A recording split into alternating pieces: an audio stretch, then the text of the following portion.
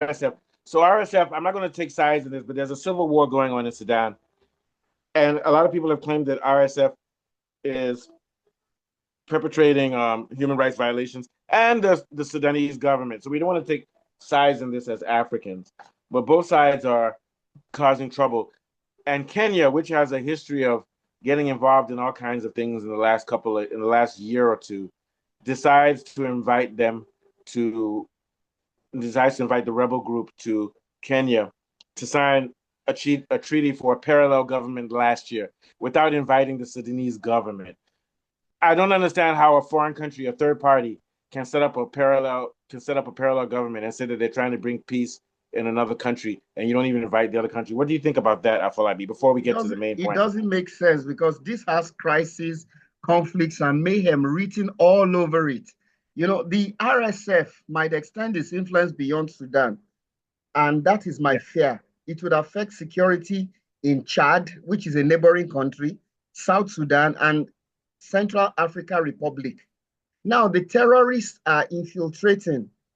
This will lead to instability and could create opportunities for extremist groups to exploit weak governance structures, which we find in some of these East African countries. Yes. Now, these political disputes have been militarized. And what I fear is the tension might lead to more humanitarian consequences, displacement of people. The ongoing violence will lead to already displaced millions, refugees, overwhelming border crises in countries like South Sudan, Ethiopia, and Egypt. Human rights violation will be in excess, Yes. including mass graves, torture centers, and all these things raise concerns and further atrocities in, Kula is waiting to in be let this. in. Oh, yeah. Yeah. All these things raise concerns, and there will be further atrocities committed in Yeah. places like this. So I feel this doesn't make any sense at all. And then Not, there'll be medical shortages as well as starvation and famine. yeah. And on top of this, the leader of the rapid forces in Sudan has been seen with the president of Kenya greeting him again. And there's outcry. I'm not going to pay too much attention to the outcry by the West because I find it very difficult to believe that Kenya is supporting uh, militants and militants who've perpetrated war crimes in Sudan without having money and support coming somewhere from America. Remember last Thank year, you. Kenya sent troops to Haiti, to other Black people, to try to hold them in line in a country that's been destabilized by America. And the UN sanctioned Kenya to send troops there. So what I'm saying is that if we follow the money trail, this seems to be a pattern in Africa in which we're keeping the eastern part of the country destabilized. Kenya also met with MS-23, which is causing trouble in Congo Yeah. with the help Mm. of Rwanda. And I'm wondering what is Kenya getting from this? Why is Kenya helping rebels in its neighboring countries to to to become more stable? Why are I they agree. causing instability? What is it that they gain? What is it that the president of Kenya is gaining from this? And where does he get his money? Kenya's money is weak. We know that I would, Biden gave yes. the president of Kenya some amount of money, 500 million, to go and send troops to Haiti. The way I look at it, that's money laundering. The West is trying to keep the eastern part of Africa unstable because of their resources. What do you think, Kunle? Yes. I'm also wonder which America is complaining. Is it faceless democratic America? Is it Trump America? Oh, I yeah, many always faces. question, yes, ever since October 7th, I always question the motives of West.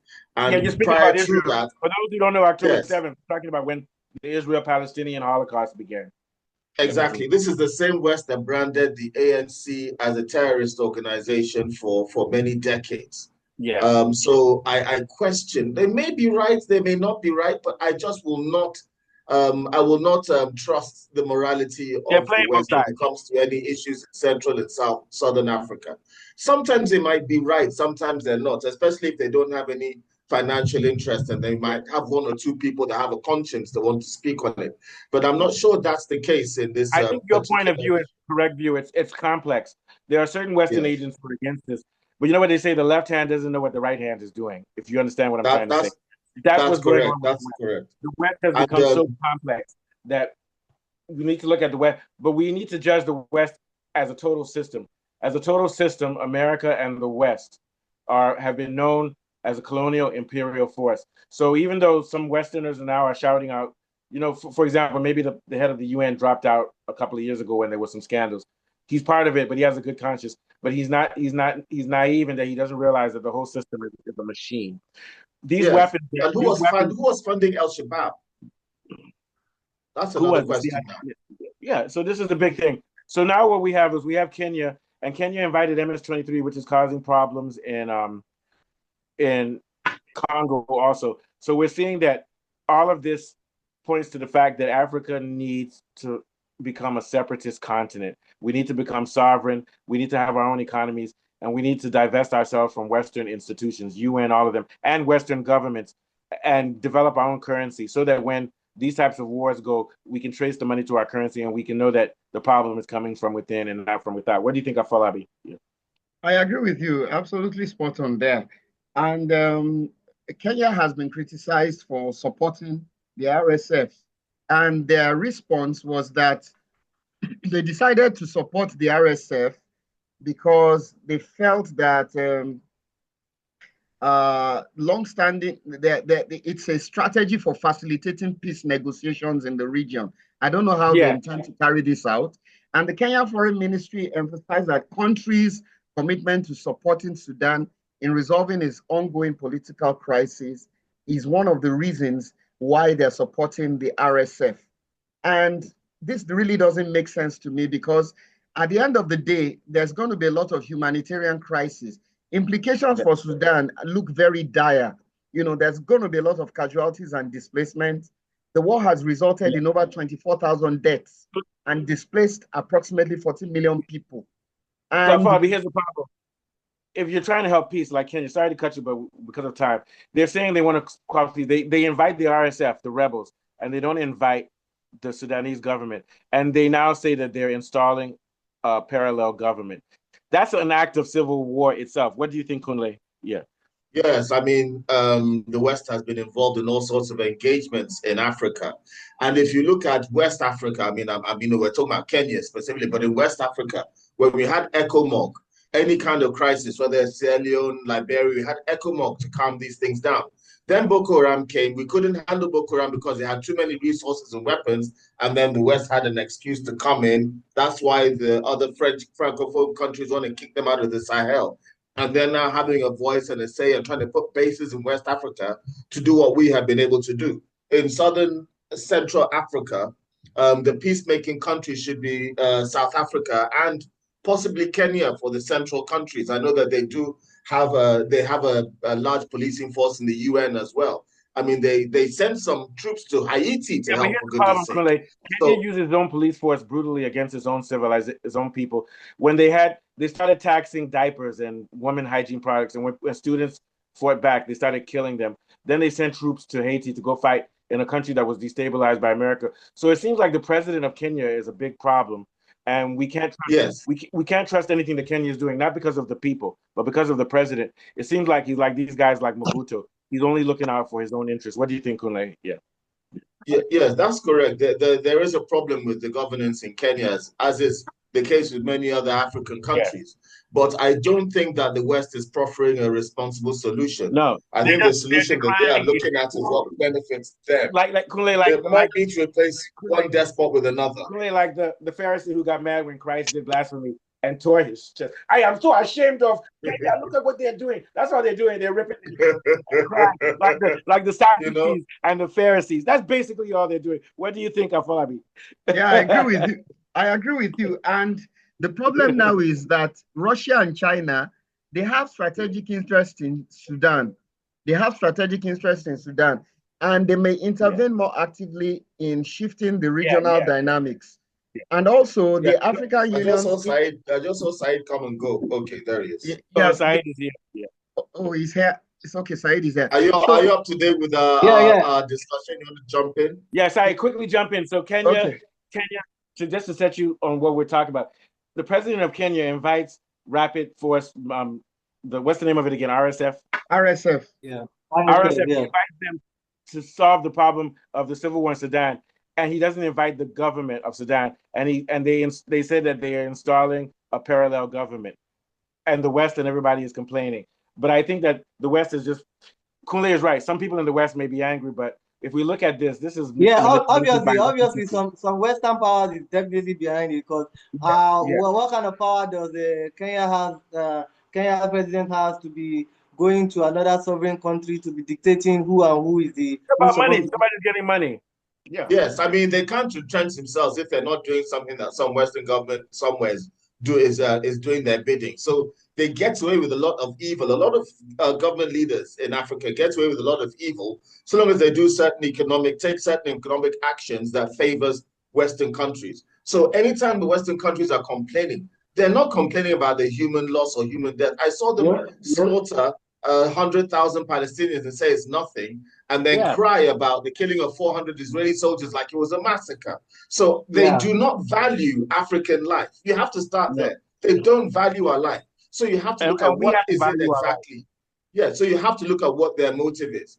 Whatever the problem is, he happens to be a despot who's not doing something economically that they like, so they don't mind demonizing him. That's it. If he starts doing anything economical that following the economics that they like, he'll suddenly have no problem. So I'm sorry, Western government, your reasons are not valid. He may truly be a despot. I think it's for we Africans. I think it's for we Africans to adjust our thinking too. Yeah. Okay, go on, Said. Sorry for cutting in front of you. Continue. Go on, Said. Yeah, so I still believe that this, if you are waiting for all these Western countries and civilized nations to come to our aid to dictate how best we are supposed to live among ourselves, I think we are never. Africa is going to remain like this for God knows how many years. Because as it is right now, they are still the one dictating how we are supposed to live. If, instead of us to come together and decide how we want to live with each other. But ever since the independence issue, we keep having the same problem. Kenya should only That's be the involved. conflict in the West can distract them from focusing on exploiting Africa. That's my only hope. Conflict in the West it's going to be difficult. Actually distract them. It's going to be difficult because the West will continue to sponsor corrupt regimes in Africa who will do their bidding. I'm going to go out on a limb because I'm going to play as a journalist. I'm going to make my theory. My theory may be wrong, but in 2020, the U.S. government gave Kenya $220 million for counterterrorism. Then they promised the president of Kenya $500 million in part for counterterrorism and going to Haiti. So my thing is that this is where all this money is now being dispersed to all of these groups. Because Kenya president also met with MS-23, which is attacking Congo. So I don't have proof, but I think it's very clear that Western money is being used to start all of this. Same thing with USA, because on the same day that they're shouting about, so our next story, the same day they're shouting about Kenya being involved in helping groups that do human rights violations in Sudan. We're now saying the USA is getting aid to Kenya. And we all know, and then the Kenya is saying, see how bad US is, they're cutting our aid. But we all know USA, $690 billion. No, I think it's 690 million. Maybe it's not billion. If it's so bad, how come it's only the government leaders are complaining? You're not seeing millions of people on the street saying we don't have what I want to say is that US aid for AIDS, for healthcare, some of it goes for those things, and for fighting terrorism is also being funneled to cause these problems that we're now having. What do you think, Kunle? Yeah, I think it's causing more bad than good. If US aid really was as important to the people as we thought it would be, there would be populations of people up in arms, thousands of populations and demonstrations. There aren't, because a lot of this US aid, a lot of it is either fake, or in Nigeria's case, a lot of it is boxed up and sold for money anyway, and there's so much corruption around it. It might not be the exact corruption that Trump is describing. I'll put a caveat and say sometimes Trump can exaggerate and say some things that are not true. I'm not saying what is true, but there is some mischief in there. Trump has an agenda. And it's sufficient enough.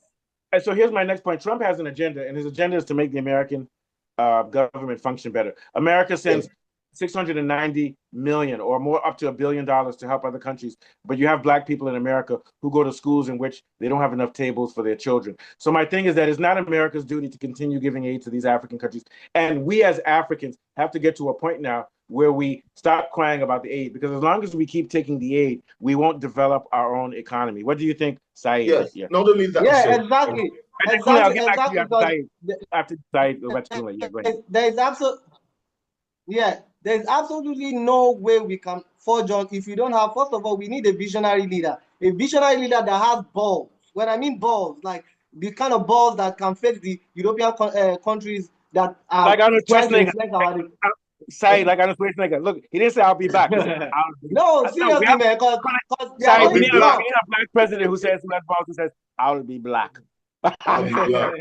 Go ahead, Saeed. Go ahead. Sorry. So, like, because it's not about you being a visionary leader alone. All these European countries, they will come and, you know, threaten you and all that stuff. So we need not just a visionary leader, but a visionary leader that has courage, that can face and that can tell all these where WHO, United Nations, so all these organizations that they influence what is happening in Africa. We need that kind of person to say, no, this is how my people want to live. This is how my people is supposed to be living. Africa needs to come together as a trading bloc and join BRICS. It's not even about all the Africans. Just let's start with one country.